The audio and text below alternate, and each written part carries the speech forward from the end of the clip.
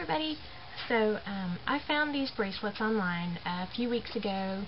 Just sort of stumbled across them. They're by a lady named Chan Lu, and they're these beaded wrap bracelets that look like this, except for she charges a couple $100s for hers, and kind of figured out how to make them for like $10. So I'm going to show y'all how to do that. And I've got one on right now. I've got this one's made out of snowflake agate, and this is out of turquoise. So I'm going to show you how to do that, and it took like $10 worth of stuff. So anyway, I'll show you how to do it. Okay, so this is the stuff we're going to need to make the bracelets. First of all, we're going to have some beads. So I've got 3 different kinds here because I'm going to make some different ones. I think this is lapis, and I think this is amethyst and onyx. So I'm going to use those, and then we're going to need some leather cord. I'm going to use a 2mm leather cord because the size of the cord is roughly equal to the size of the bead. You wouldn't want to use something like a 1mm cord. It's a lot smaller than the bead, so it just wouldn't look right. If you wanted to use a smaller bead, you could use a smaller cord. Also, I'm going to need a needle, so I'm going to be using this needle right here. You can see it's a lot finer than, say, this needle, for instance. So obviously you're going to need a needle that can pass through the bead a couple of times, including the thread. So I'm going to use this is a Superlon thread. It's a nylon thread specifically made for beading. So a regular sewing thread might not work. You need a thread that's not going to stretch. So I've got a little disc of beeswax to treat my thread as I'm sewing, make it a little bit easier, a little cup to put my beads in as I'm working, some scissors to cut the leather, a binder clip to hold my bracelet to my ghetto frame, and this is my ghetto frame.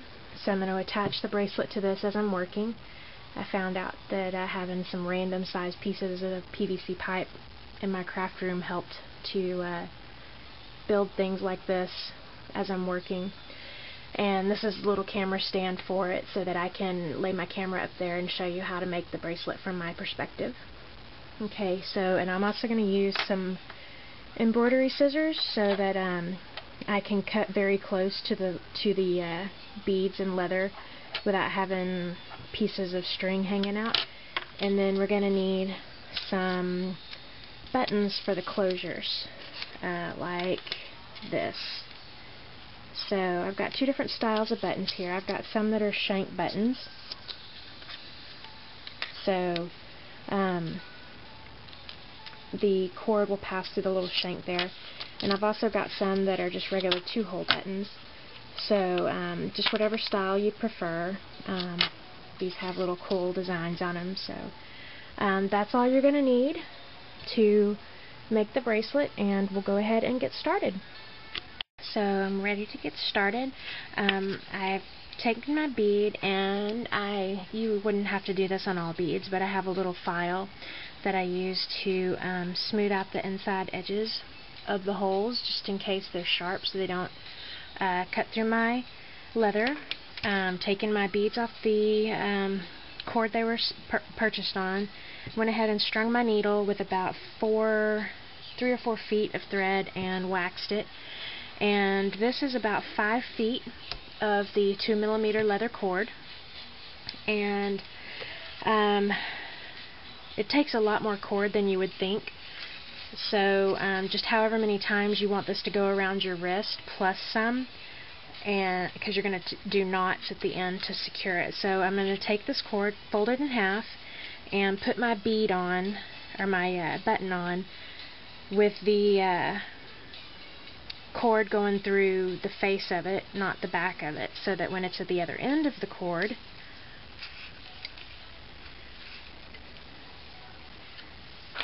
it shows the face of the button, like so. Also, after you've gotten the button on your cord, you're going to need to tie an overhand knot to create the end of your piece. And when you're tying your knots in the cord, you want to make sure that your cords don't get twisted over each other. So the flatter the knot is, the more secure that it is, and it won't come undone on you. Okay, so to secure one end of this, we're going to just run another piece of leather cord through that loop that we made for our button, and we're just going to wrap it around one corner of our frame here.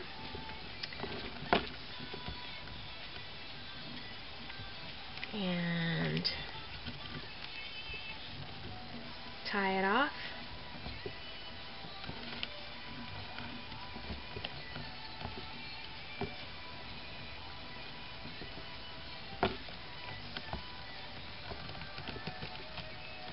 And that's one side ready to go. Okay, so to secure the other side, what you're going to do is take the cords and just even them out and make sure they're not twisted. And we're just going to wrap this around the opposite side of our frame a few times and hold it tight.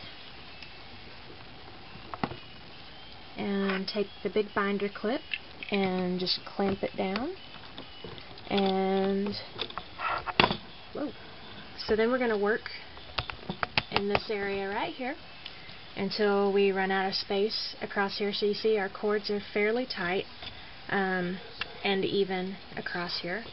So once we use up all the space, then we'll just roll the bracelet towards this end and just use up this extra cord over here as we're beading. So we're going to go ahead and get ready to start beading. Okay, so to get started, you want to take your needle and thread and just run it up through the knot that we made at the end of the piece here. And this is just to hide the knot end of the string inside of this leather knot. So I'm just going to take a piece of scrap leather to help push through.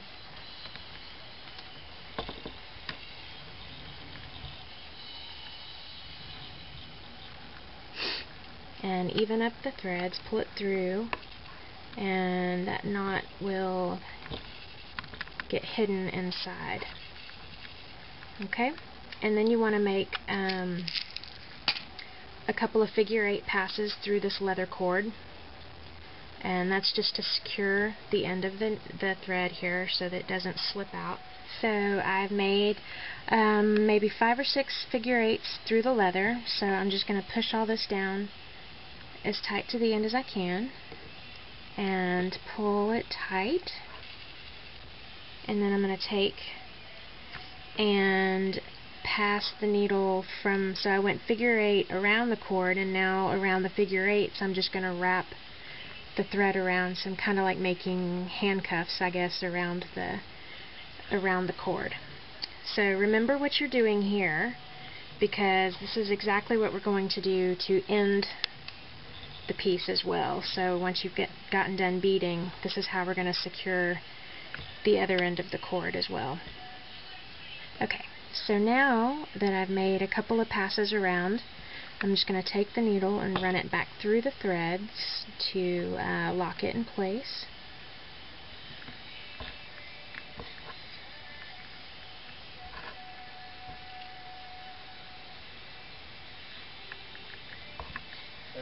Yeah.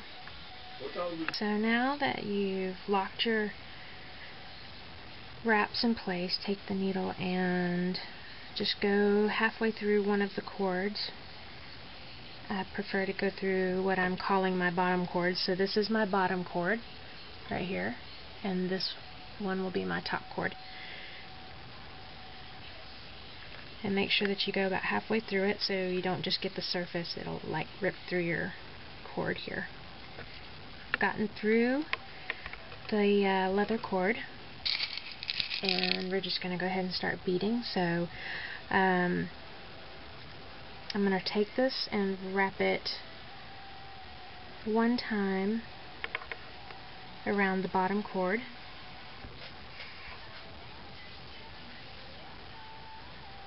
and put the bead on my needle.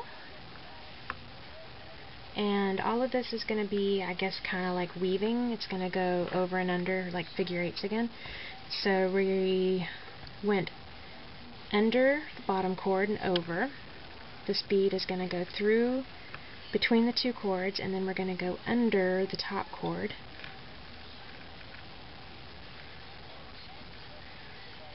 And back over the top.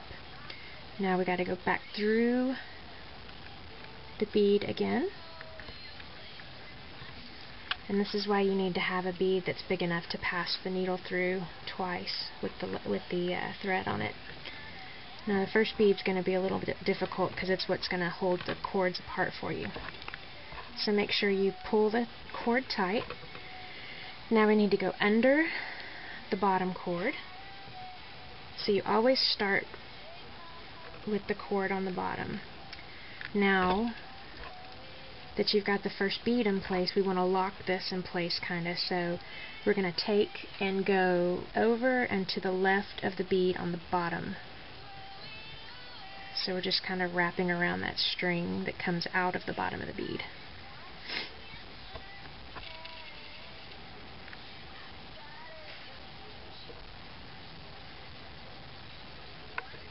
And pull it tight again. And this is the same process we're going to use the whole time. So I'm going to do a couple more. So we're under the bottom of the bottom cord.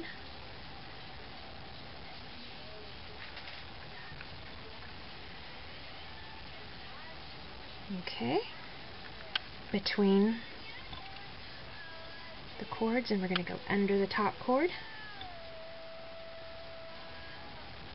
Now we're underneath the top cord, come back over the top, through the bead, and under the bottom cord.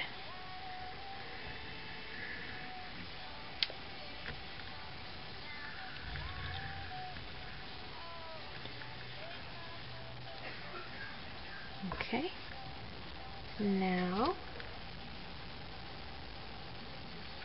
lock it in place. Over and to the left on the bottom.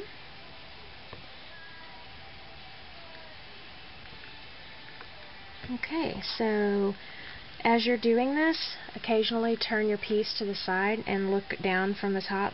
So if your beads are staying in line with the cord, you know you've got it good placement. If it's getting to where they look like they're zigzagging, you've got it too tight, and you'll just need to space them out a little bit just by kind of pulling on the thread there to slide it over.